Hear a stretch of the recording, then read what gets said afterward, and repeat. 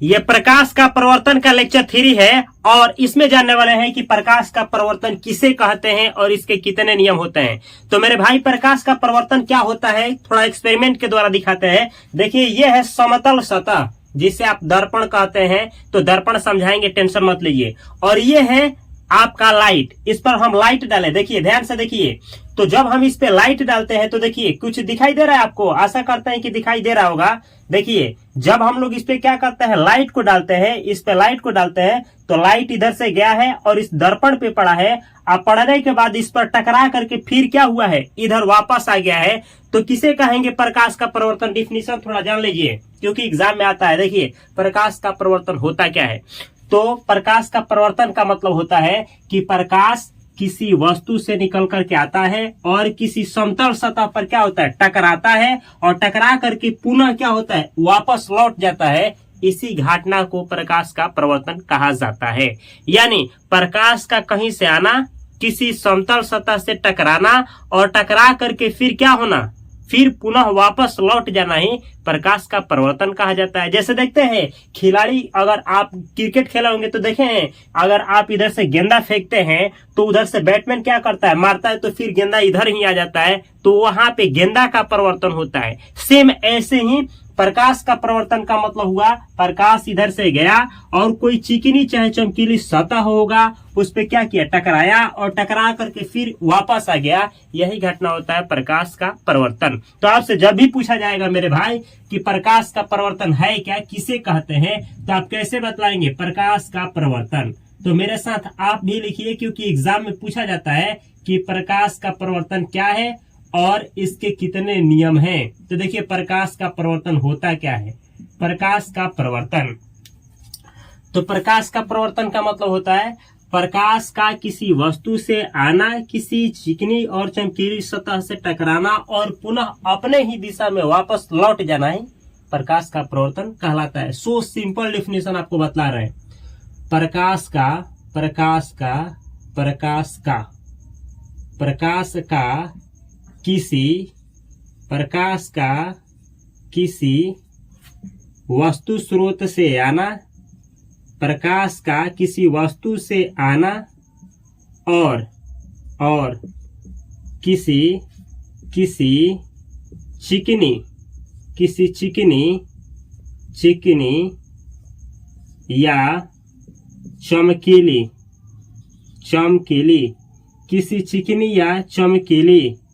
किसी चिकनी या चमकीली सतह से टकराना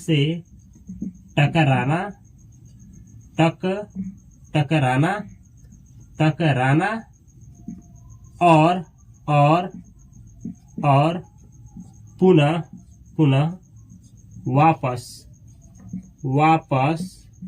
वापस लौट जाना ही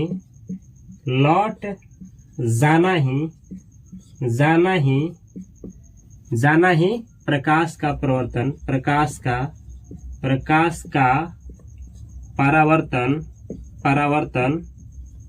कहलाता है। थोड़ा ध्यान दीजिएगा डेफिनेशन। देखिए क्या लिखें, प्रकाश का किसी वस्तु से आना, आप यहाँ पे लिख सकते हैं प्रकाश का किसी प्रकाश स्रोत से आना, ऐसे भी लिख सकते हैं। तो प्रकाश का किसी वस्तु से आना और किसी चिकनी या चमकीली सतह से टकराना और पुनः वापस लौट जाना ही प्रकाश का प्रवर्तन कहलाता है। या फिर आप लिख सकते हैं पुनः अपने ही दिशा में वापस लौट जाना ही प्रकाश का प्रवर्तन कहलाता है। बेस क्या है आपका, समझना, बस समझना है कि प्रकाश किसी वस्तु स्रोत से आएगा, किसी चिकनी और चमकीली सतह से टकराएगा और पुनः अपने दिशा में वापस लौट जाएगा। यही घटना आपका प्रकाश का प्रवर्तन कहलाता है। जैसे इसको उदाहरण के साथ ये देखिए, आपका ये है आपका चिकनी और चमकीली सतह, ये चिकनी और चमकीली सतह है, इस पर प्रकाश हम डाले और इस पर पड़ा और ये क्या हुआ, ये आया और इस पर ये चिकनी और चमकीली सतह इस पर पड़ा और टकरा करके वापस चला गया। तो इसको हम लोग कहेंगे प्रकाश का प्रवर्तन। अब देखिए मेरे भाई, ये जो सतह है ना, ये मान सकते हैं कि शीशा है, तो शीशा देखिएगा, शीशा पे प्रकाश डालेंगे द्वार पर हो जाएगा। लेकिन अगर शीशा पे इधर पेंट किया हो, अगर एक तरफ नीचे कोई एक तरफ क्या किया हो, पेंट किया गया हो, तो उस पर प्रकाश डालिएगा द्वार पर नहीं होगा। तो यह पेंट कर दिए है ना, शीशा है लेकिन पेंट किए है, तो ये दर्पण का काम करेगा।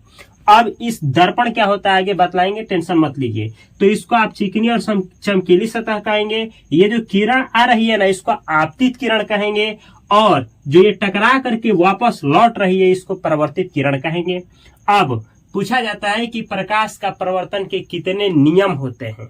तो प्रकाश के परावर्तन के मेरे भाई 2 नियम होते हैं। कितने नियम होते हैं? 2। ध्यान दीजिएगा, यहाँ पे लिख रहे हैं हम प्रकाश के परावर्तन के नियम।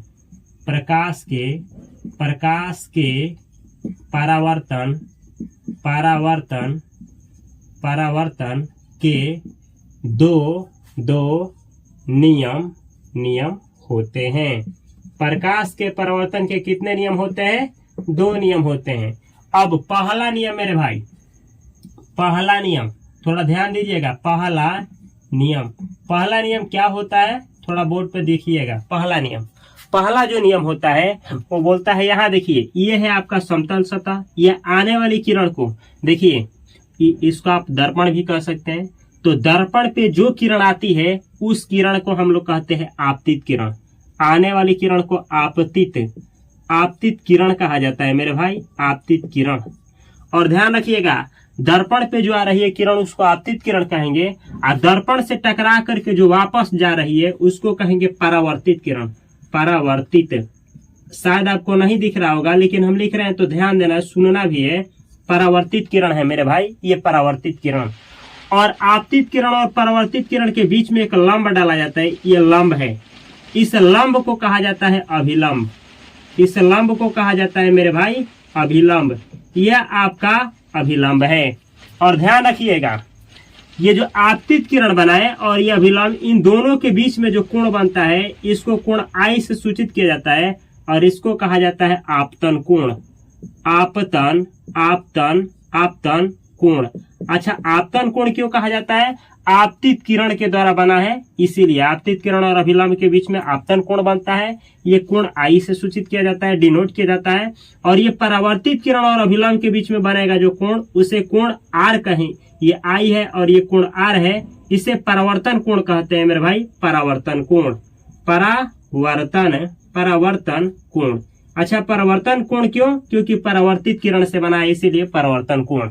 अब समझना क्या है, प्रकाश का प्रवर्तन का पहला नियम कहता है कि अगर आने वाली किरण दर्पण से मेरे भाई, आने वाली किरण जो है यानी आपतित किरण के द्वारा 30 डिग्री का कोण बना है, तो परावर्तित किरण भी 30 डिग्री का कोण बनाएगी। यानी आपतन कोण जितना डिग्री का कोण बनाएगा उतना ही परावर्तन कोण यानी परावर्तित किरण द्वारा उतना ही डिग्री का कोण बनेगा।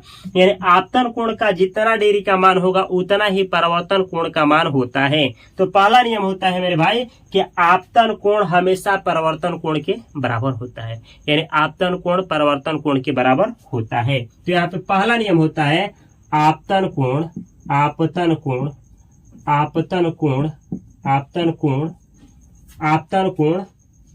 परावर्तन कोण के बराबर होता है। परावर्तन कोण के बराबर होता है। कोण के बराबर होता है। या फिर आप ऐसे भी कह सकते हैं मेरे भाई, ऐसे भी कह सकते हैं कि अर्थात आप ऐसे कह सकते हैं कि कोण आई इज इक्वल टू कोण आर। यानी आपतन कोण परावर्तन कोण के क्या होता है? बराबर होता है। यही पहला नियम होता है प्रकाश के परावर्तन का। अब दूसरा नियम क्या होता है मेरे भाई, जो एग्जाम में आता है, थोड़ा ध्यान दीजिएगा। दूसरा नियम, ये दूसरा नियम आपको बतला रहा है, दूसरा नियम।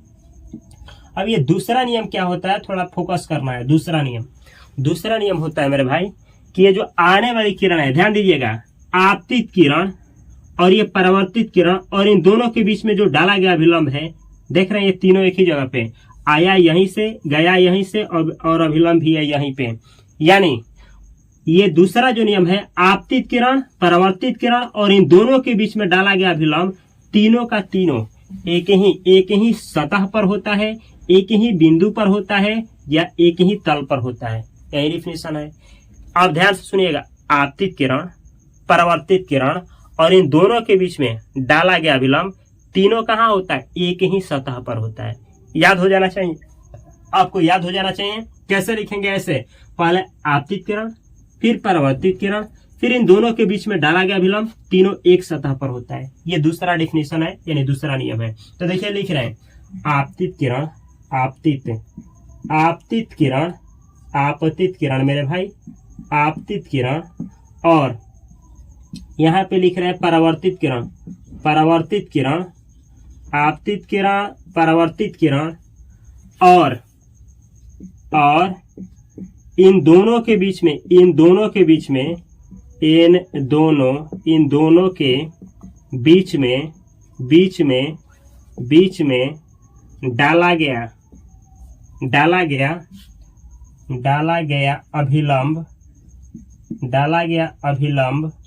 डाला गया अभिलंब,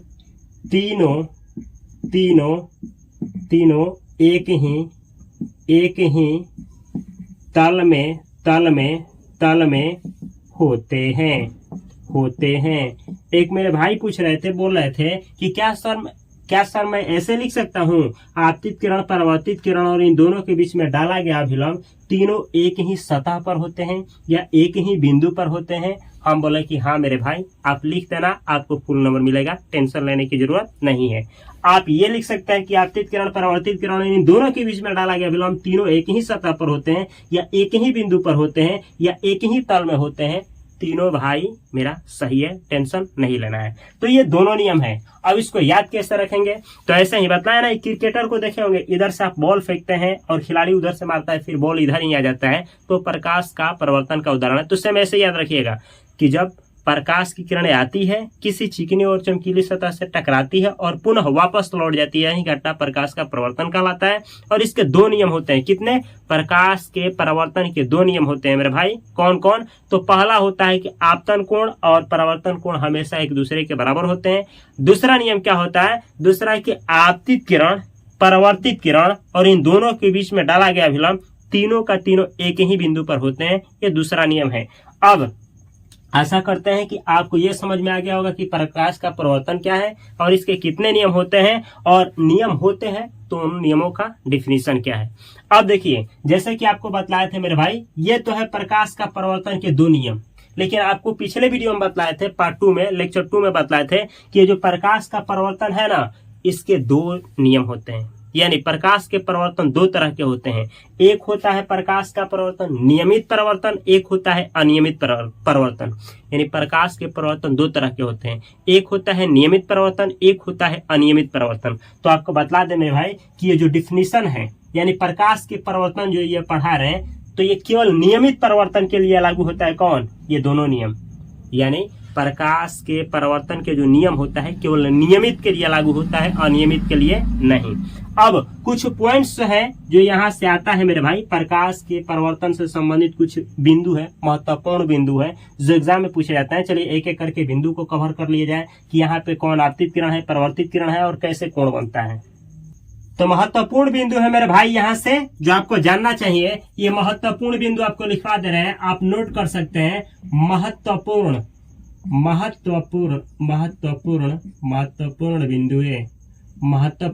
बिंदुए आप समझना है। अच्छा से समझिएगा, अच्छा से मेरे भाई, अच्छा से। पहला पॉइंट, ये पहला पॉइंट समझिए।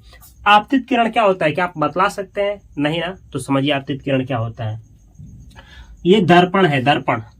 ये दर्पण है। दर्पण पर आकर टकराने वाली किरण को आपतित किरण कहते हैं। क्या आप लिख सकते हैं? नोट करिए।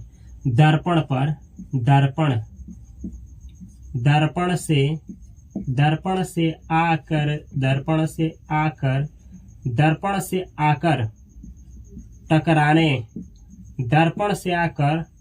टकराने वाली किरण को, दर्पण से आकर टकराने वाली किरण को क्या कहते हैं?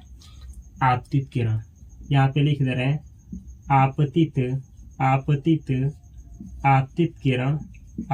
किरण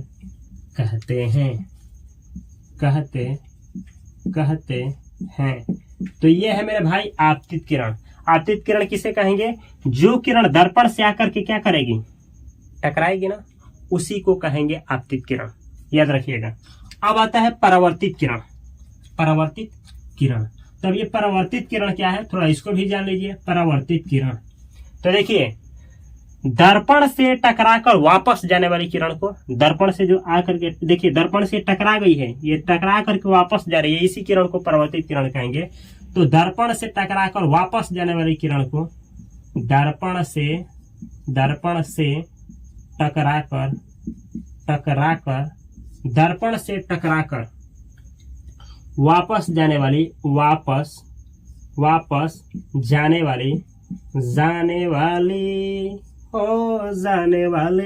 दर्पण से टकराकर वापस जाने वाली किरण को परावर्तित किरण कहते हैं। कौन सा किरण कहते हैं मेरे भाई? परावर्तित किरण। परावर्तित किरण कहते हैं। दर्पण से टकराकर, याद रखिएगा, दर्पण से टकराकर वापस जाने वाली किरण को परावर्तित किरण कहते हैं। अब देखिए, अब ये क्या आप बतला सकते हैं, इस बिंदु को क्या कहते हैं? तो दर्पण के जिस सतह पर आपतित किरण आकर टकराती है उस बिंदु को आपतन बिंदु कहते हैं। ऐसे भी बतला सकते हैं, दर्पण के जिस बिंदु पर आपतित किरण आकर टकराती है उस बिंदु को आपतन बिंदु कहते हैं। तो याद रखिएगा मेरे भाई, आपतन बिंदु, ये यहाँ पे हम लिख रहे हैं आपतन बिंदु। आपतन बिंदु याद रखिएगा, दर्पण के जिस बिंदु पर दर्पण के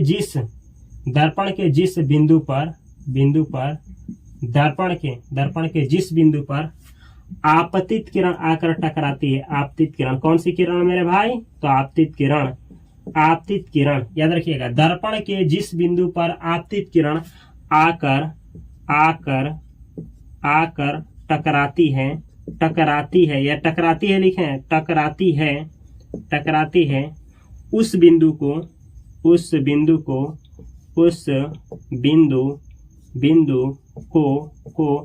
आपतन बिंदु कहते हैं। कौन सा बिंदु कहते हैं मेरे भाई? आपतन बिंदु कहते हैं। यहाँ लिख सकते हैं आपतन बिंदु कहते हैं। तो आपतन बिंदु क्या हुआ कि दर्पण का एक बिंदु होता है जिस बिंदु पर आकर के आपतित किरण क्या होती है, टकराती है, उसी बिंदु को हम लोग कहते हैं आपतन बिंदु। अब ये चौथा देखिए, चौथा पॉइंट, ये जो कोण आप देख रहे हैं, ये जो कोण कौन सा, ये देखिए, आने वाली किरण को तो आप आपतित किरण कह दिए, टकरा कर ये जो गई है इसको परावर्तित किरण कह दिए। इन दोनों के बीच में जो खाड़ा लंब डाले हैं इसको अभिलंब नाम दे दिए। लेकिन ये अभिलंब और इसके बीच में कोण बना है, इन दोनों के बीच में जो कोण बना है इसको क्या नाम देंगे? तो इसको देंगे आपतन कोण। आपतित से बना, इससे बना है ना, तो आपतन कोण, आपतन कोण। अच्छा, इन दोनों के बीच में भी कोण बना है, इन दोनों के बीच में, तो ये परावर्तित किरण है ना, परावर्तित, तो इससे जो कोण बना है इसका नाम क्या है मेरे भाई? परावर्तन कोण। परावर्तन, ये याद रखिएगा, परावर्तन लिखे हैं, परावर्तन कोण।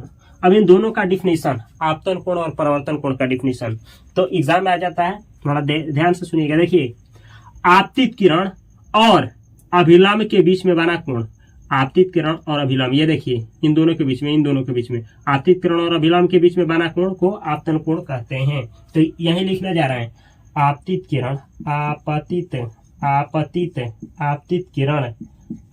किरण और आपतित किरण और अभिलंब, आपतित किरण और अभिलंब के बीच में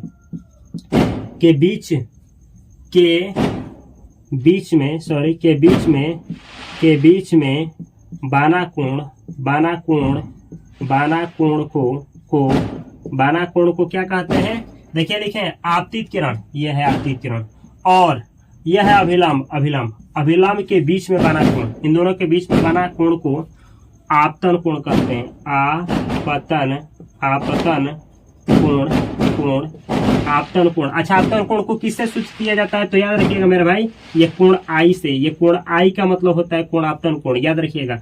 कोण आई, इसको कोण पढ़ते हैं मेरे भाई, कोण, ये कोण आई लिखा गया है यानी आपतन कोण। तो लिखेंगे आपतित किरण और अभिलंब के बीच में बना कोण का आपतन कोण कहते हैं, कहते हैं। और अगला पॉइंट है जो आपको पता होना चाहिए। अब ये देखिए परावर्तन कोण, परावर्तन कोण मेरे भाई, परावर्तन कोण क्या है? तो ध्यान दीजिए, सुनिए। परावर्तित किरण और अभिलंब के बीच में बना कोण को परावर्तन कोण कहते हैं। तो यह लिख रहे हैं परावर्तित किरण, परावर्तित किरण और परावर्तित किरण और अभिलंब, परावर्तित किरण और अभिलंब के बीच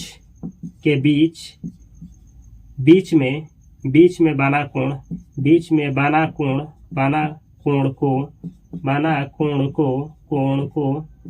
कोण को क्या कहते हैं? परावर्तन कोण कहते हैं। परावर्तन कोण को मेरे भाई ये देखिए कोण आर से सूचित किया जाता है। परावर्तन कोण यहाँ पे लिख देते हैं, कहते हैं। ध्यान दीजिएगा, सुनिए परावर्तन कोण क्या होता है। या विलंब देख रहे हैं, परावर्तित किरण, इन दोनों के बीच में जो कोण बनता है उसे ही परावर्तन कोण कहते हैं। अगला पॉइंट जो आपको पता होना चाहिए मेरे भाई, एग्जाम में पूछ दिया जाता है, आप सुनिए। अगर अच्छा आपको हम बतलाए कि आपतित किरण अगर 30 डिग्री का कोण बनाई है तो परावर्तन कोण कितना डिग्री का होगा? आंसर करेंगे आप 30 डिग्री का। लेकिन अगर हम आपसे ये सवाल करें आपतन कोण 60 डिग्री है तो परावर्तन कोण कितना होगा? आप जरूर कहेंगे 60 डिग्री। लेकिन एक सवाल पूछ रहे हैं, थोड़ा ध्यान से देखिएगा। अगर आपतित, ये जो आपतित किरण है, ये अगर आपतित किरण लंबवत आपतित हो, अब ये लंबवत क्या है? लंबवत मेरे भाई, ये जो लंबवत का मतलब होता है 90 डिग्री। ध्यान से सुनिए, लंबवत का मतलब होता है पूरा सीधा, जैसे पूरा स्ट्रेट, पूरा सीधा। अगर कोई भी चीज पूरा सीधा है यानी 90 डिग्री पे है, आप बोलेंगे लंबवत। लंबवत का मतलब ही होता है 90 डिग्री, 90 डिग्री का मतलब ही होता है लंबवत।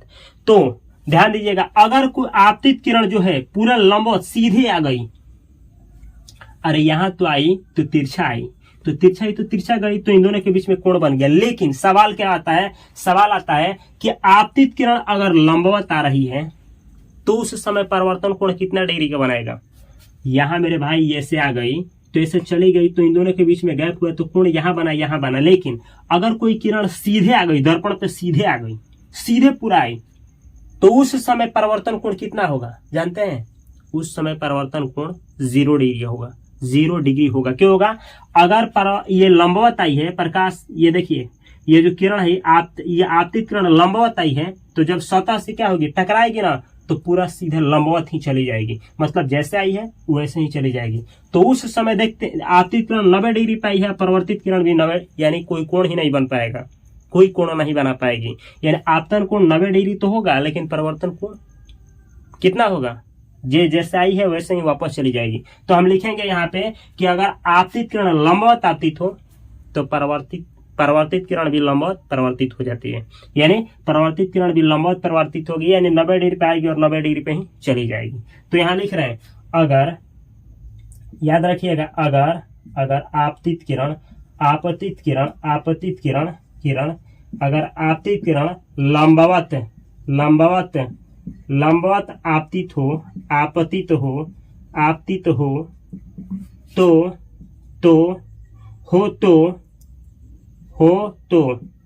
तो हम पूछ रहे हैं लंबवत आपतित तो परावर्तन कोण कितना डिग्री का होगा? तो याद रखिएगा, अगर आपतित किरण लंबवत आपतित हो तो परावर्तन कोण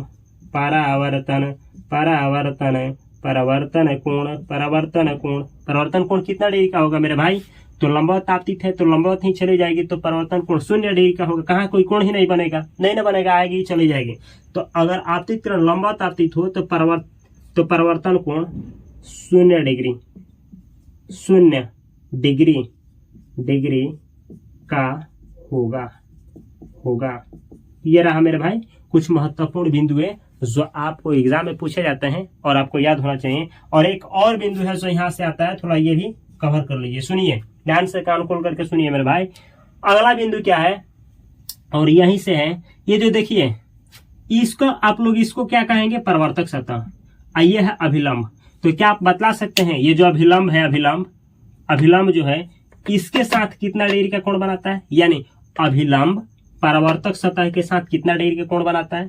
तो याद रखिएगा ये जो अभिलंब है सीधा है तो इस सतह के साथ 90 डिग्री के कोण बनाएगा। ऐसे समझिए, अगर हम पूरा सीधा खड़े हैं ना तो हम जमीन के साथ 90 डिग्री का कोण बनाएंगे। अगर कहीं खंभा गाड़ा गया है ना, सीधा है, जहां गाड़ा गया है तो जमीन के साथ 90 डिग्री का कोण बनाएगा। सेम ऐसे ही आप इसको जमीन समझ सकते हैं, इस पे पूरा सीधा खड़ा है, ये लंब है, लंब ये अभिलंब है, तो अभिलंब पूरा सीधा खड़ा है तो जमीन के साथ 90 डिग्री का कोण बनाएगा। यहाँ जमीन परावर्तक सतह है तो ये अभिलंब परावर्तक सतह के साथ 90 डिग्री का कोण बनाएगा। तो एक नोट लिखने जा रहा है इसी में कि अभिलंब परावर्तक सतह के साथ 90 डिग्री का कोण बनाता है। ये याद रखना है आपको। अभिलंब क्या चीज मेरे भाई? अभिलंब, अभिलंब, अभिलंब, अभिलंब परावर्तक सतह के साथ, परावर्तक सतह यहाँ लिख रहा है सतह, परावर्तक सतह के साथ 90 डिग्री का कोण बनाता है, का कोण बनाता है 90 डिग्री का कोण बनाता है। एक बार रिवीजन कर लीजिए, एक बार रिवीजन किया जाए फिर आगे बढ़ा जाएगा। सुनिए, यहाँ पे आपको 6 पॉइंट्स हम लिखवाए हैं। यहाँ से याद रखिएगा, इसको दर्पण है, ये दर्पण परावर्तक सतह कहेंगे। दर्पण पे आने वाली किरण आपतित किरण, इससे टकरा कर जाने वाली किरण परावर्तित किरण, और दर्पण के जिस बिंदु पर आने वाली किरण आपतित होती है उस बिंदु को आपतन बिंदु। आपतित किरण और परावर्तित किरण के बीच में जो हम क्या डालते हैं, लंब डालते हैं, उसको अभिलंब कहते हैं। अभिलंब का परिभाषा, अभिलंब किसे कहेंगे? इसमें छूट गया मेरे भाई, जगह नहीं है तो अभिलंब सुनिए। आपतित किरण और परावर्तित किरण के बीच में डाले गए लंब को अभिलंब कहते हैं। नोट करिए, आपतित किरण, परावर्तित किरण और इन दोनों के बीच में डाले गए लंब को अभिलंब कहते हैं। आपतित किरण, परावर्तित किरण दोनों के बीच में डाले गए लंब को ही अभिलंब कहते हैं। तो आपतित किरण आने वाली किरण को, जाने वाली किरण को टकराकर परावर्तित किरण, दोनों के बीच में जो लंब डालेंगे उसे अभिलंब कहेंगे। और जिस बिंदु पर आपतित किरण आती है उसको आपतन बिंदु कहेंगे। और याद रखिएगा, अभिलंब और आपतित किरण के बीच में जो कोण बनेगा आपतन कोण, और ऐसे ही अभिलंब और परावर्तित किरण के बीच में जो कोण बनता है उसे परावर्तन कोण कहते हैं। और ये अभिलंब सतह के साथ यानी परावर्तक सतह के साथ 90 डिग्री का कोण बनाता है। अगर आपतित किरण लंबवत आपतित हो तो परावर्तन कोण 0 डिग्री का होगा, क्योंकि परावर्तित किरण भी सीधे परावर्तित हो जाएगी। तो ये रहा बिंदु। अब चलिए, अब क्या देखा जाए, अब आगे बहुत सारा क्वेश्चंस पूछा जाता है, वो देख लिया जाए। इससे पहले कुछ न्यूमेरिकल्स है जो इससे न्यूमेरिकल जुड़ा हुआ है, जो एग्जाम में आता है, देखते हैं क्या फॉलो कर पाता है कि नहीं, देख लिया जाए। तो यहाँ पे 2 क्वेश्चंस हैं और दोनों क्वेश्चंस अलग अलग तरह के हैं, देखते हैं क्या बना पाते हैं। चलिए देख लिया जाए। देखिए क्वेश्चंस क्या है। एक किरण है, समतल दर्पण के तल से 40 डिग्री का कोण बनाती है, तो परावर्तन कोण ज्ञात करें, यानी परावर्तन कोण का मान ज्ञात करें। अगर आप इस क्वेश्चंस को बना सकते हैं तो वीडियो को पॉज करिए और इसका आंसर कमेंट बॉक्स में कमेंट करिए। हम बना रहे हैं, देखिए आप सुनिए। सबसे पहले आप बनाएंगे क्या, ये है आपका, ये दर्पण है, ये है आपका दर्पण, ध्यान से देखना है। ये है आपका दर्पण, समतल दर्पण कहिए चाहे जो दर्पण आपका एग्जाम में पूछा है समतल दर्पण है, ये लीजिए समतल दर्पण हो गया। बोला है एक किरण है, ये देखिए किरण आ रही है, आने वाली किरण को आपतित किरण कहते हैं ना, ये आपतित किरण है, ये आ रही है। बोलिए एक किरण समतल दर्पण के तल से, ये समतल दर्पण है ना, इसके तल से एक किरण जो है कितना डिग्री का कोण बनाई है, 40 डिग्री का। तो आप क्या बतला सकते हैं ये कोण कहाँ बना है, इधर बना है कि इधर? मेरे भाई ये ना इस तल के साथ बनाइए, तो यहाँ बनाइए, कितना डिग्री का कोण बनाइए, 40 डिग्री का। यहाँ पे बना है 40 डिग्री का कोण बनाती है। तो परावर्तन कोण का मान ज्ञात करें। क्या आप बतला सकते हैं ये जो परावर्तन कोण है, परावर्तन कोण कितना डिग्री का होगा? अगर पता है तो कमेंट बॉक्स में कमेंट करिए। अब देखिए मेरे भाई, ये देखिए सुनिए, ये है आपका अभिलंब पीछे बतलाया ना, अभिलंब परावर्तक सतह के साथ कितना डिग्री का कोण बनाता है, 90 डिग्री का। तो जब ये जो अभिलंब है इस तल के साथ 90 डिग्री का कोण बनाता है, तो ये जो अभिलंब है इतना कोण 40 डिग्री का है, तो और यहां से यहां कितना डिग्री का बनाएगा कि ये पूरा 90 डिग्री का होगा। तो इसके बीच में जो कोण बनेगा वो कितना डिग्री का बनेगा मेरे भाई, ये बनेगा 50 डिग्री का। यहाँ जो कोण बना 50 डिग्री का बना, यहाँ वाला कोण कितना डिग्री का बना, 50 डिग्री का। 50 ये 40 ये, तो जब जोड़ेंगे तो 90 होगा, तो अभिलंब इस सतह के साथ 90 डिग्री का कोण बना देगा। अब पूछा क्या है क्वेश्चन को, परावर्तन कोण पूछा है। तो मेरे भाई अगर इन दोनों के बीच में अभिलंब और आपतित किरण के बीच में 50 डिग्री का कोण बना है, तो यहाँ भी कितना डिग्री का कोण बनेगा, 50 डिग्री का। तो परावर्तन कोण इसी को ना कहते हैं अभिलंब और परावर्तित किरण के बीच में जो कोण बनता है उसे बोलते हैं परावर्तन कोण। तो ये जो कोण निकल करके आया है, ये कितना डिग्री निकल करके आया है आपका 50 डिग्री, यही हुआ परावर्तन कोण 50 डिग्री का। तो अब आंसर आप क्या करेंगे, हम डायरेक्ट आपको निकाल करके दिखा दिए और आप डायरेक्ट लिखेंगे, इसीलिए परावर्तन कोण परावर्तन कोण कितना डिग्री का होगा मेरे भाई, 50 डिग्री।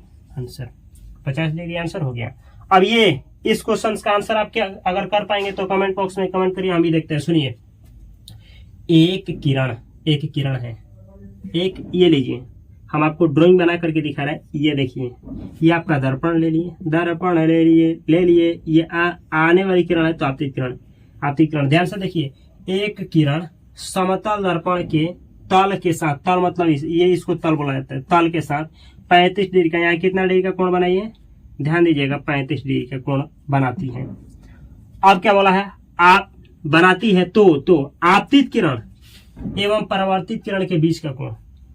अब क्या पूछा है, बोला है ना कि ये सुनिए, आपतित किरण और परावर्तित किरण, ये आपतित किरण है ना इसके, और ये परावर्तित किरण है ना इसके, इस दोनों के बीच का कोण पूछ दिया है इस सवाल में। तो आप देखिए, ये आपतित किरण हो गई और ये हो गया परावर्तित किरण हो गया, ये हो गया अभिलंब, ये अभिलंब है, अभिलंब।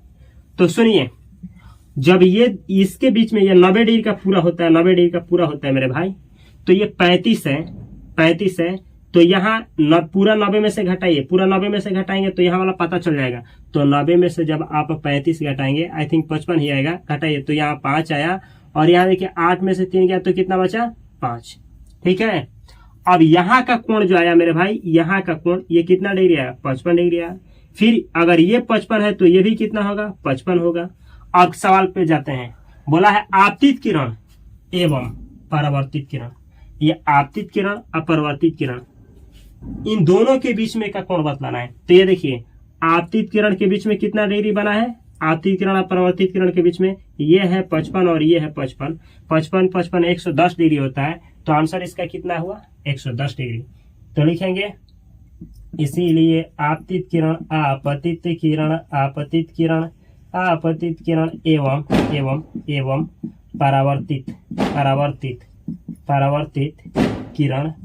परावर्तित किरण के बीच में बना कोण बराबर कोण आई प्लस कोण आर, यही ना भाई।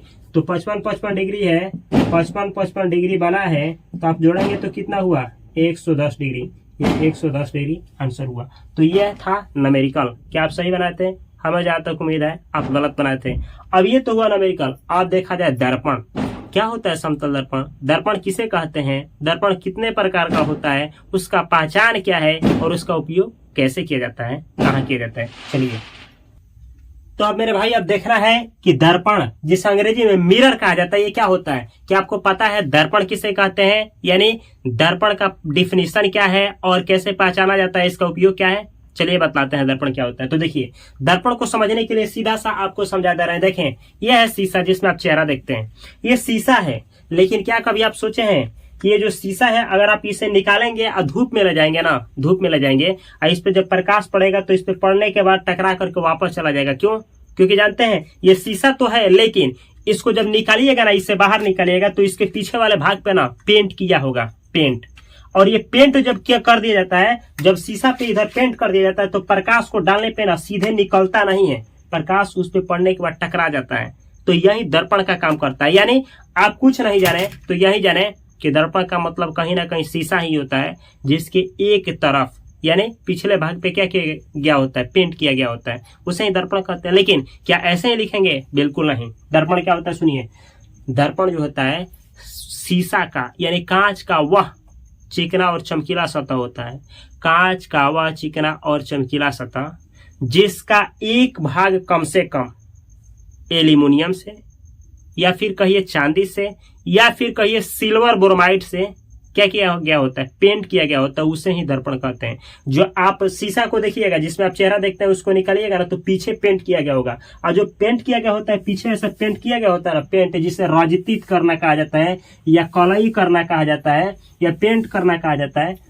तो उसको किस से, चांदी से या फिर एल्यूमिनियम से, या फिर एक और होता है पदार्थ सिल्वर ब्रोमाइड जिसे AgBr कहा जाता है, उससे पेंट किया गया होता है, उसे ही हम लोग तो दर्पण कहते हैं यानी मिरर कहते हैं। आई थिंक आपको समझ में आ गया होगा। तो किसे कहते हैं, डिफिनेशन अगर आप लिखना चाहे तो लिख सकते हैं। देखिए हम लिख दे रहे हैं यहाँ पे डिफिनेशन।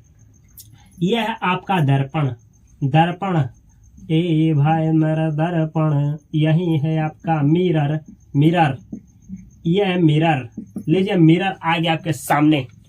तो कांच का, देखिए कांच का, कांच का, कांच का, कांच का, कांच का, कांच का वह चिकना, कांच का वह चिकना, चिकना, चिकना और कांच का वह चिकना और चमकीला, चमकीला, कांच का वह चिकना और चमकीला सतह, सतह जिसका, जिसका एक भाग, जिसका कितना भाग मेरे भाई, जिसका एक भाग कम से कम, कम से कम, कम से कम एक भाग तो होना चाहिए, कम से कम एक भाग, कम से कम, सॉरी कम से कम, कम से कम किससे, कम से कम चांदी, चांदी या फिर चांदी नहीं तो क्या, चांदी या एल्यूमिनियम, एल्यूमिनियम, चांदी या एल्यूमिनियम, एल्यूमिनियम लिखे हैं Al जिसका संकेत होता है, चांदी या एल्यूमिनियम या सिल्वर ब्रोमाइड, यहाँ पे लिख दे रहे हैं silver, silver bromide, silver bromide जिसे AgBr कहा जाता है, AgBr इसका सूत्र होता है, याद रखिएगा एग्जाम में पूछा जाता है, सिल्वर ब्रोमाइड का सूत्र है AgBr। क्या लिखे हैं मेरे भाई, कांच का वह चिकना और चमकीला सतह जिसका एक भाग कम से कम चांदी या एल्यूमिनियम या सिल्वर ब्रोमाइड से, सिल्वर ब्रोमाइड से रजतित, रजतित, रजतित का मतलब मेरे भाई, रजतित का मतलब पेंट करना, रजतित किया जाता है, रजतित किया जाता है, किया जाता है, किया जाता है, जो प्रकाश का परिवर्तन का कार्य करे, जो प्रकाश का परावर्तन, प्रकाश का परिवर्तन का कार्य करता है, कार्य करता है, करता है, करता है, उसे ही दर्पण कहते हैं, दर्पण यानी मिरर, मिरर, मिरर कहते हैं। समझ में आया मेरे भाई? देखिए सुनिए, नहीं समझ में आया तो आपको रटवाने से बेहतर है समझाना। ये देखिए शीशा है, शकल देखें, देख लीजिए एक बार अच्छा से देखिए ना, ये शीशा है, जब इसको निकालेंगे ना तो इससे इधर कलई किया गया होगा, तो दर्पण का मतलब शीशा ही होता है। देखिए चिकना है चमकीला है, तो चिकना और चमकीला ही, तो ऐसे बोलिएगा कि वह शीशा जो चिकना और चमकीला हो और जिसका एक सतह चांदी से नहीं तो एल्यूमिनियम से या फिर सिल्वर ब्रोमाइड से पेंट किया गया हो, उसे ही दर्पण कहते हैं। बस पेंट, रजतित नहीं बोल सकते हैं, तो पेंट किया गया हो उसे ही दर्पण कहते हैं। अब ये रहा दर्पण। ऐसा करते हैं कि दर्पण आपको हम समझा पाए होंगे। अब ये दर्पण जो है ना, शीशा जो देखा है, धूप में लेकर के जाइएगा, प्रकाश इस पर पड़ने के बाद टकरा करके वापस जाने लगेगा, ये परिवर्तन होने लगेगा। यानी जो दर्पण होता है ये प्रकाश का परिवर्तन करता है, तो इसीलिए लिख दिए हैं कि दर्पण प्रकाश का परिवर्तन का कार्य करता है। ये आपको एग्जाम में लिखना पड़ेगा। अब ये रहा दर्पण का डिफिनेशन। क्या आप जानते हैं दर्पण कितने प्रकार का होता है? नहीं ना, नहीं जानते तो कोई बात नहीं, अच्छी बात है, क्योंकि आप जानते नहीं है। नहीं तो जानते तो दिक्कत हो जाता है। ये देखिए दर्पण, यहाँ पे देखना है दर्पण, दर्पण ओ दर्पण, कहाँ था तू दर्पण, अब चला आया है मेरे घर तू। ये देखो भाई, मेरे घर आ गया दर्पण। ये देखिए समतल दर्पण, पहला क्या होता है, यहाँ लिख रहे हैं, प्यारा सा लिखते हैं समतल दर्पण, समतल, समतल दर्पण, ओ दर्पण, समतल दर्पण। यहाँ देखिएगा सिंपल, जिसे क्या बोलते हैं सिंपल, सिंपल बोलिए चाहे प्लेन मिरर। क्या आपको पता है कि समतल दर्पण को प्लेन मिरर या सिंपल मिरर कहते हैं? ये मिरर है मेरे भाई, मिरर। मिरर। अब ये दूसरा होता है गोलीय दर्पण। आपको पता है गोलीय दर्पण, गोलीय दर्पण, गोलीय दर्पण। इसको इंग्लिश में बोला जाता है एस्फेरिकल, एस्फेरिकल, एस्फेरिकल मिरर, एस्फेरिकल मिरर, यस एस्फेरिकल मिरर। समझे? दर्पण दो प्रकार का होता है। कितने प्रकार का? दो प्रकार का। एक होता है समतल दर्पण, दूसरा होता है आपका कौन सा? एस्फेरिकल मिरर यानी गोलीय दर्पण। अब आप सोच रहे होंगे कि हमको तो सर पढ़ाए हैं कि उत्तल दर्पण अवतल दर्पण। अरे बहुत आप पढ़े हैं, हम जानते हैं। आप ही से ये फिजिक्स पैदा हुआ है मेरे भाई। उत्तल दर्पण अवतल दर्पण इसी का प्रकार है, टेंशन मत लीजिए, पढ़ाएंगे आपको, ठीक है। पहले जाना जाए ये समतल दर्पण कहते किसे हैं, समतल दर्पण किसे कहते हैं, इसका पहचान क्या है, इसमें प्रतिबिंब कैसे बनता है, और जो भी क्वेश्चंस आते हैं सब कुछ देख लिया जाए और उपयोग भी देख लिया जाए, क्योंकि क्वेश्चन यहाँ से भी बनता है। तो देखिए सबसे पहला है आपका समतल दर्पण, और समतल दर्पण चलिए देख ही लिया जाए।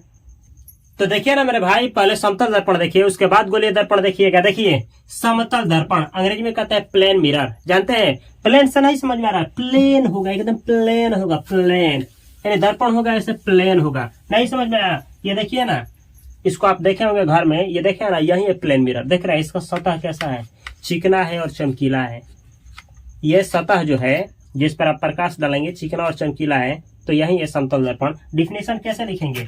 कि लिखेंगे कि घर में जिसमें हम चेहरा देखते हैं उसे समतल दर्पण कहते हैं। अरे मेरे भाई क्या कमाल करते हो यार, लिख डालना, गजब का हो। देखो समतल दर्पण वह दर्पण जिसका परावर्तक सतह। अब परावर्तक सतह क्या बोला है मेरे भाई? जिस सतह पे आप प्रकाश डालते हो ना उसे परावर्तक सतह कहते हैं। अगर हम पे प्रकाश डालते हो तो हम ही है परावर्तक सतह। अगर आप इस बोर्ड पे प्रकाश डालते हैं तो बोर्ड है परावर्तक सतह। अगर आप समझिए वहां प्रकाश डालते हैं तो परावर्तक सतह है। तो परावर्तक सतह सुनिएगा, जिस दर्पण का परावर्तक सतह समतल हो उसे समतल दर्पण कहते हैं। लिख लीजिए, जिस दर्पण का जिस जिस जिस दर्पण का जिस दर्पण का जिस दर्पण का जिस दर्पण का परावर्तक, परावर्तक क्या चीज? यह है परावर्तक सतह। सतह सतह जिस दर्पण का परावर्तक सतह बराबर हो या समतल हो, समतल हो, समतल हो, समतल हो, बराबर भी लिख सकते हैं, समतल हो, उसे उसे उसे उसे उसे उसे क्या कहते हैं? उसे समतल दर्पण कहते हैं। उसे समतल समतल समतल दर्पण दर्पण कहते हैं, कहते हैं, कहते हैं।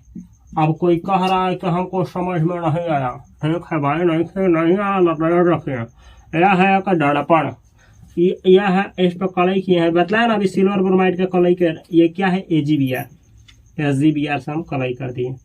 और ये आया प्रकाश की किरण, इस पे पड़ा, ये इधर चला गया, ये आपतित किरण हुआ, ये परावर्तित किरण, इन दोनों के बीच में डाल दिया अभिलंब।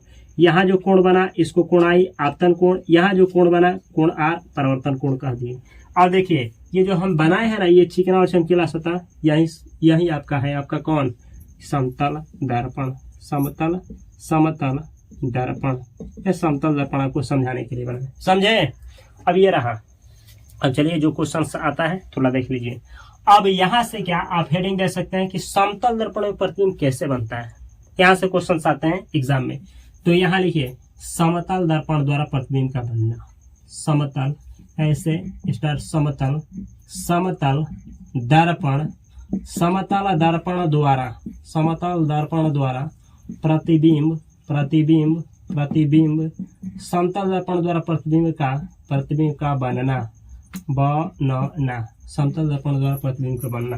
क्या जानते हैं समतल दर्पण द्वारा प्रतिबिंब का कैसा प्रतिबिंब बनता है? तो देखिए हम बतला रहे हैं, बहुत इंपॉर्टेंट यहाँ से क्वेश्चन आते हैं, ऑब्जेक्टिव आते हैं, थोड़ा ध्यान दीजिएगा, सुनिए। समतल दर्पण में जो भी प्रतिबिंब बनता है वस्तु के आकार का प्रतिबिंब बनता है। इसका मतलब ये हुआ, अगर ये मार्कर 1 मीटर का है, ऐसा है नहीं बतला रहे, 1 मीटर का है तो प्रतिबिंब उसमें 1 ही मीटर का बनेगा। अगर ये मार्कर 10 मीटर का है तो प्रतिबिंब 10 ही मीटर का बनेगा। यानी वस्तु के आकार का प्रतिबिंब बनता है समतल दर्पण में, पहला चीज। दूसरा कि जो भी प्रतिबिंब बनता है वो सीधा बनता है, सीधा। अब बतला दे आपको, जो प्रतिबिंब सीधा बनता है ना वो प्रतिबिंब काल्पनिक होता है, यानी आभासी होता है। तो जो भी प्रतिबिंब बनता है वो काल्पनिक और आभासी, काल्पनिक कहिए चाहे आभासी, दोनों एक ही है, टेंशन मत लीजिए। जो प्रतिबिंब काल्पनिक होगा, आभासी होगा, सीधा बनेगा, जो सीधा बनेगा वही काल्पनिक और आभासी होगा। तो याद रखिएगा, समतल दर्पण में, इस दर्पण में जो भी प्रतिबिंब बनता है आभासी बनता है, काल्पनिक बनता है, सीधा बनता है, वस्तु के आकार का बनता है। तो लिखते चलते हैं, देखिए क्या लिखेंगे, सुनिएगा। पहला पॉइंट, समतल दर्पण में, याद रखिएगा एग्जाम में पूछा जाता है, समतल दर्पण में, समतल दर्पण में, समतल दर्पण में, समतल दर्पण में वस्तु का आकार का प्रतिबिंब बनता है, प्रतिबिंब बनता है। एग्जाम में आता है कि किस दर्पण में वस्तु के आकार का प्रतिबिंब बनता है। याद रखिए, किस दर्पण में, समतल दर्पण में। यही ऐसा दर्पण है कि जितना बड़ा वस्तु हो उतना बड़ा वस्तु का प्रतिबिंब बनेगा, समझे। और अच्छा, इस दर्पण में, समतल दर्पण में जो प्रतिबिंब बनता है कैसा बनता है, तो बतलाया आपको, इसमें कैसा बनता है, आभासी। आभासी को क्या कहते हैं, इसी का दूसरा नाम है मेरे भाई काल्पनिक। आभासी यानी काल्पनिक। इसमें आभासी यानी काल्पनिक और सीधा हमेशा प्रतिबिंब बनता है, हमेशा प्रतिबिंब बनता है। याद रखिएगा मेरे भाई, हम बोले हैं इसमें आभासी यानी काल्पनिक और सीधा हमेशा प्रतिबिंब बनता है। कहने का मतलब ये है, हमको ये हमेशा पहले लिखना चाहिए, ऐसे लिखिएगा, इसमें हमेशा, ये हमेशा यहाँ लिखिएगा। लीजिए हम मिटा देते हैं मेरे भाई, हमसे गलती हुआ है, सॉरी। यहाँ लिखिएगा हमेशा, ऐसे। इसमें हमेशा आभासी और सीधा प्रतिबिंब बनता है। आभासी लिखिए चाहे काल्पनिक, इसमें जब भी प्रतिबिंब बनेगा ना वो आभासी ही बनेगा, और काल्पनिक और आभासी के आभासी ही बनेगा, और सीधा बनेगा, सीधा आभासी बनेगा। ये देखिए तीसरा पॉइंट क्या, तीसरा पॉइंट ये, क्या आप देखिएगा समतल दर्पण के सामने होकर के ऐसे ऐसे करिएगा तो लगेगा ना कि दर्पण में ऐसे ऐसे कर रहा है। आप ऐसे करिएगा तो उसमें ऐसे लगेगा, समझे, नहीं लगा ना, नहीं। अरे क्या, देखिए हम इधर मार रहे हैं ना मच्छर, तो समतल दर्पण में हम इधर मारेंगे ना तो लगेगा इधर मार रहे हैं। हम ऐसे ऐसे करेंगे ना तो उसमें लगेगा ऐसे ऐसे कर रहे हैं। मतलब कहने का मतलब है कि आप इस हाथ को दिखाइएगा तो उसमें लगेगा ये हाथ आप दिखा रहे हैं। कहने का मतलब क्या है कि उसमें जो पार्श्व परिवर्तन है, इसको पार्श्व परिवर्तन कहा जाता है, उल्टा दिखाता है। तो याद रखिएगा, समतल दर्पण में पार्श्व परिवर्तन उल्टा बनता है। हम यहाँ पे लिख दे रहे हैं, थोड़ा ध्यान दीजिएगा। इसमें पार्श्व परिवर्तन क्या होता है, उल्टा होता है पार्श्व परिवर्तन। तो समतल दर्पण का समतल दर्पण का पार्श्व परिवर्तन ऐसे लिखा जाता है, पार्श्व परिवर्तन उल्टा होता है। इसमें पार्श्व परिवर्तन उल्टा होता है, समझे। अब देखिए अगला पॉइंट जो एग्जाम में आता है, कभी देखे हैं जिम हॉल गए हैं तो देखे होंगे कि समतल दर्पण लगा होता है, उसमें दौड़ा जाता है। दौड़े हैं तो क्यों लगाया जाता है जानते हैं, उसमें दौड़िए, इतना रफ्तार पर दौड़िएगा ना तो उसमें ऐसे करके दिखाएगा। कहने का मतलब डबल स्पीड दिखाता है, डबल स्पीड।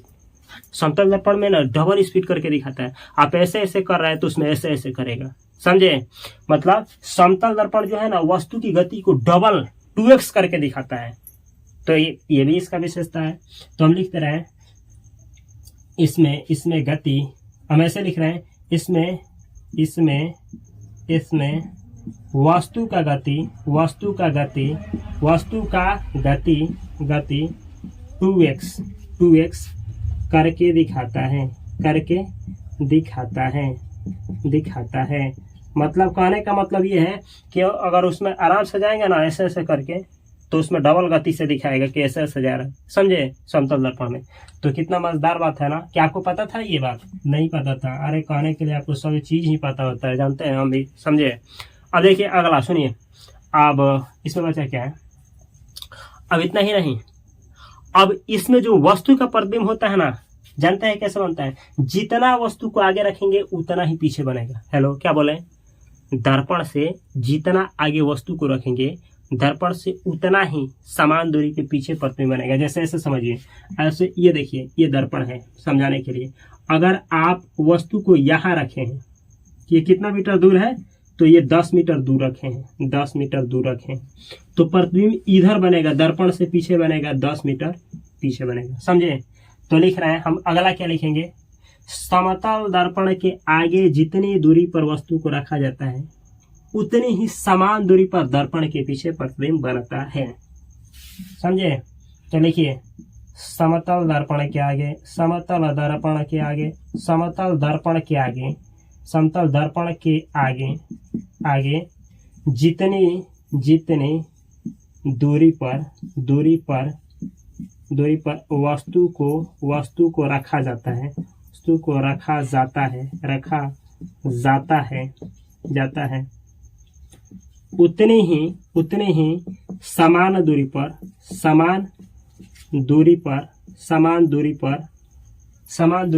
दर्पण के पीछे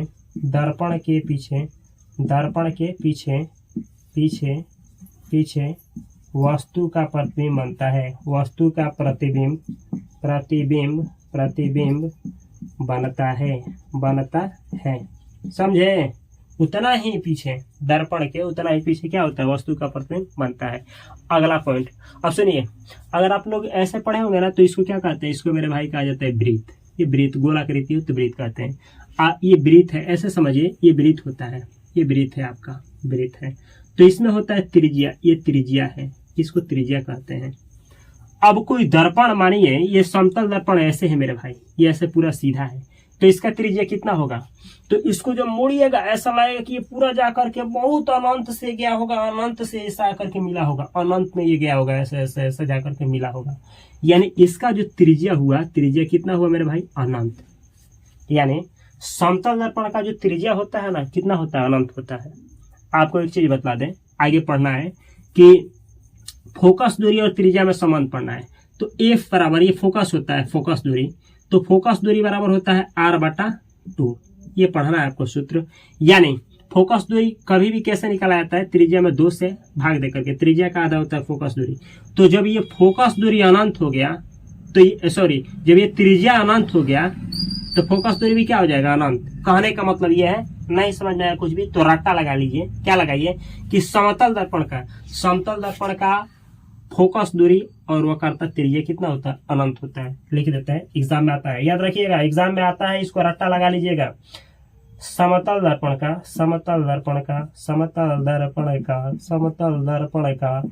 फोकस दूरी, एग्जाम में बहुत बार पूछा गया है, फोकस दूरी और वक्रता त्रिज्या अनंत होता है। कितना होता है, ये लिख लीजिए,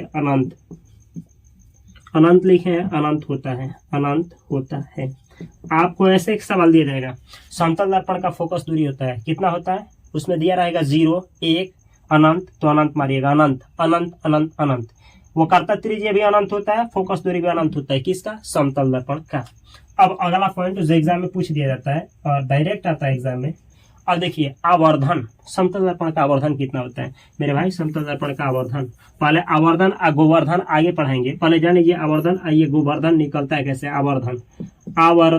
आवर्धन निकालने के लिए सूत्र होता है मेरे भाई कि ऊपर लिखा जाता है प्रतिबिंब की ऊंचाई बटा वस्तु की ऊंचाई, प्रतिबिंब की ऊंचाई बटा वस्तु की ऊंचाई। आपको हम बतलाएं कि समतल दर्पण में जितना बड़ा वस्तु होगा उतना बड़ा प्रतिबिंब बनेगा। अगर 10 मीटर का वस्तु है तो 10 ही मीटर का प्रतिबिंब बनेगा, तो इस केस में काटिएगा तो एक आएगा। यानी कहने का मतलब ये हुआ कि समतल दर्पण का हमेशा और हमेशा आवर्धन, यानी ये जो गोवर्धन हम बतला रहे थे, ये एक ही होता है। एग्जाम में आता है, समतल दर्पण का आवर्धन हमेशा एक होता है, समतल दर्पण, समतल दर्पण का आवर्धन, समतल दर्पण का आवर्धन का मान 1 होता है, एक होता है। याद रखिएगा मेरे भाई, एग्जाम में आता है कि समतल दर्पण का आवर्धन होता है, कितना होता है, 1 होता है। याद रखिएगा, आपसे रिक्वेस्ट है कि समतल दर्पण का आवर्धन का मान 1 होता है। अब अगला पॉइंट जो एग्जाम में पूछ दिए जाते हैं, अगला पॉइंट क्या है कि आपको पता है मेरे भाई, अगर आप 1 मीटर का हो तो कितना मीटर का समतल दर्पण चाहिए कि आपका पूरा प्रतिबिंब उसमें बन जाए, आपका पूरा शरीर का प्रतिबिंब बन जाए। तो जानते हैं, आपका आपका आधा मतलब अगर आप 1 मीटर का है तो उसमें आधा मीटर का। अगर एक खंभा 20 मीटर का है, 20 मीटर का, तो उस पूरे खंभा का प्रतिबिंब समतल दर्पण में चाहिए, तो कितना मीटर का वो समतल दर्पण होना चाहिए। तो जिसका याद रखिएगा, जिस वस्तु का प्रतिबिंब आप पूरा देखना चाहते हैं उसका आधा होना चाहिए समतल दर्पण। अगर 20 मीटर का कोई वस्तु है तो 10 मीटर का क्या चाहिए, समतल दर्पण। तो लिखवा रहे हैं कि पूरा शरीर देखने के लिए, पूरा शरीर देखने के लिए शरीर की आधी लंबाई का समतल दर्पण का होना अनिवार्य होता है, मतलब समतल दर्पण होना जरूरी होता है। इस पॉइंट को नोट कर लीजिए, ठीक है। ये देखिए, पूरा शरीर देखने के लिए पूरा शरीर की लंबाई, पूरा शरीर की लंबाई को देखने के लिए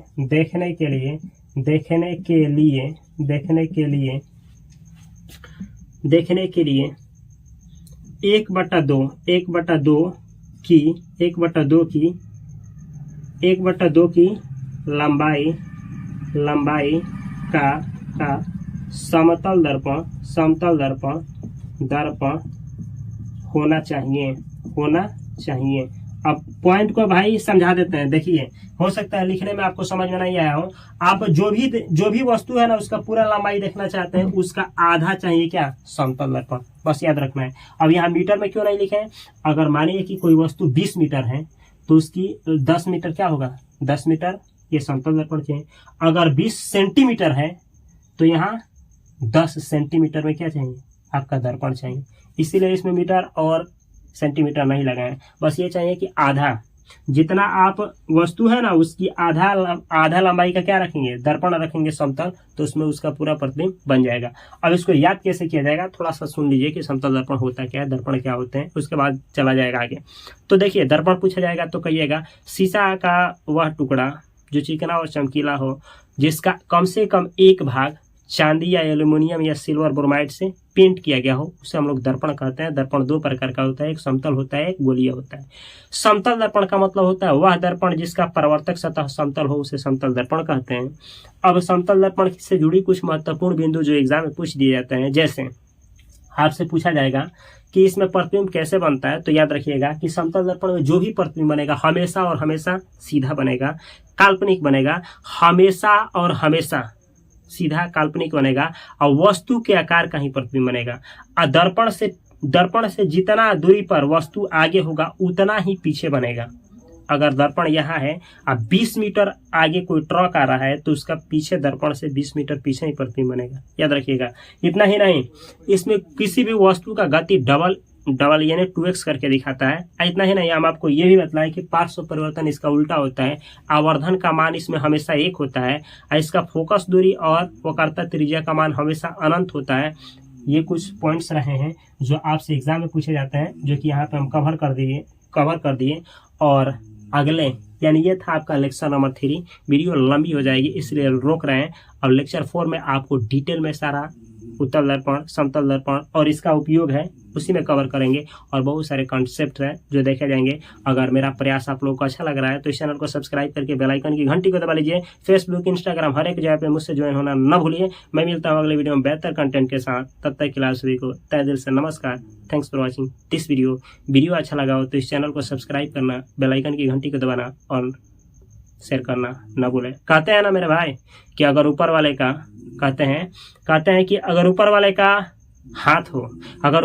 हाथ हो और नीचे वाले का साथ हो तो असफलता तो क्या किस्मत को भी बदली जा सकती है।